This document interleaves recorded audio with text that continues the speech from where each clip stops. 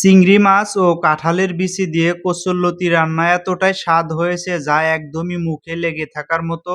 আসসালামু আলাইকুম, কেমন আছেন সবাই? আশা করি আপনারা সবাই ভালো আছেন। আলহামদুলিল্লাহ, আপনাদের দোয়ায় আমিও অনেক ভালো আছি।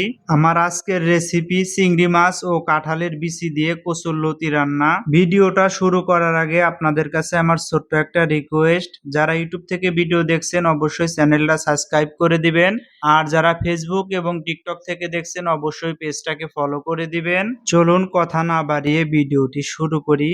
চিংড়ি মাছ দিয়ে কচুরলতি রান্না করার জন্য এখানে আমি 300 গ্রামের মতো চিংড়ি মাছ নিয়েছি আর হাফ কেজি পরিমাণের মতো কচুরলতি নিয়েছি। কচুরলতিটা অবশ্যই ভালোভাবে পরিষ্কার করে নিতে হবে। কচুরলতি পরিষ্কার করা কিন্তু খুবই কঠিন একটা কাজ। যাদের হাত চুলকায় বা হাত কালো হয়ে যায় তারা কিন্তু হাতে সরিষার তেল মেখে নিতে পারেন, এতে করে হাত কালো হবে না আর হাত চুলকাবেও না।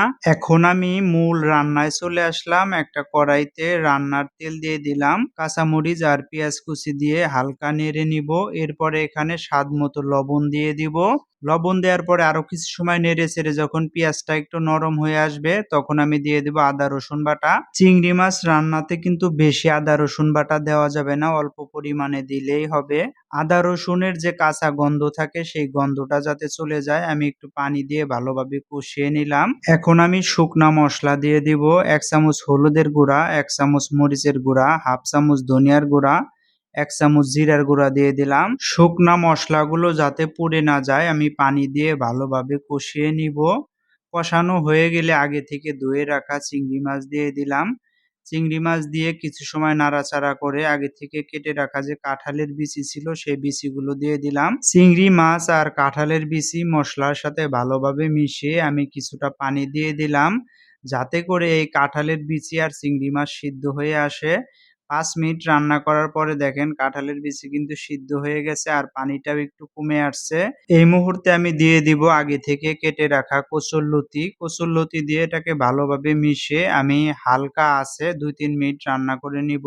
3 মিনিট রান্না করার পরে দেখেন কচুরলতি হালকা নরম হয়ে আসছে। এ পর্যায়ে আমি এই কচুরলতি প্রপার ভালোভাবে রান্না হওয়ার জন্য যতটুকু পানি লাগবে দিয়ে দিলাম। পানি অবশ্যই আপনারা একটু বুঝে শুনে দিবেন। কচুরলতি সিদ্ধ হওয়ার জন্য কিন্তু বেশি সময় লাগবে না, পানি বেশি হলে কিন্তু একদমই ঘেটে ভর্তা হয়ে যাবে।